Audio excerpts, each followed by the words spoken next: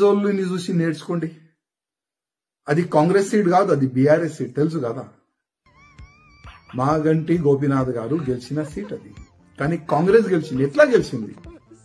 కుట్రలు చేసినారు, booth capturing చేసినారు, ఇంటింటికి డబ్బులు పంచినారు, గెలుపు టార్గెట్ పెట్టుకున్నారు, వాళ్ళు గెలిచినారు.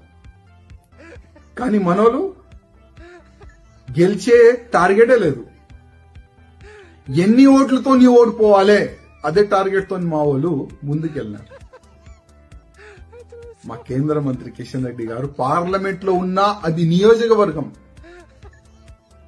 ఈజీగా గెలవచ్చు. అది ఎలక్షన్ డిక్లేర్ అయిన తర్వాత, అంటే గోపీనాథ్ గారు చనిపోయిన తర్వాత ఆల్రెడీ తెలుసు కదా బై ఎలక్షన్ వస్తుందని.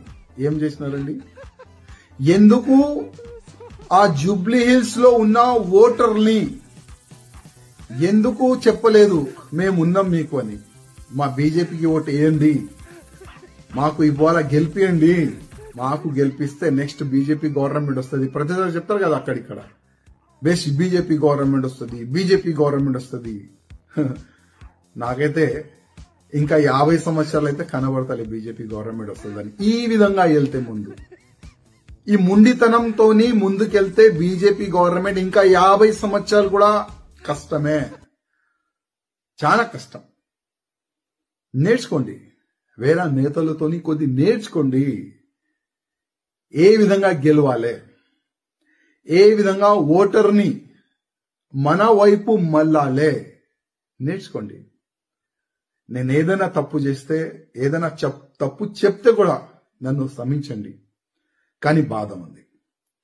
కిషన్ రెడ్డి అన్న గారు, నా ఒక నివేదిక, రాజా సింగ్ మీ పైన కామెంట్ చేస్తుండు అని అనుకోవద్దు ప్లీజ్ ప్లీజ్. కానీ పార్టీ చనిపోతుంది తెలంగాణలో, కాపాడండి, పార్టీని కాపాడండి. ఇదే నా ఒక్క నివేదిక మా కిషన్ రెడ్డి గారితోని, మా బండి సంజయ్ గారితోని, మా లక్ష్మణ్ గారితోని. ఇదే నా ఒక నివేదిక. ఇవాళ మాట్లాడుతున్నా నా పార్టీ గురించి. ఓకే, బీజేపీ నుంచి బయట ఉన్నా, కానీ ఇప్పుడు కూడా నేను నా పార్టీ అంటా. నాకు మీరు తీసుకోవద్దు బీజేపీలో, నాకు రానికి ఇప్పుడు ఇష్టం కూడా లేదు.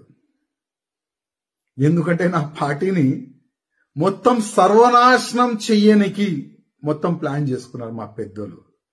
వాళ్ళు సొంత స్వార్థం గురించి మా పార్టీని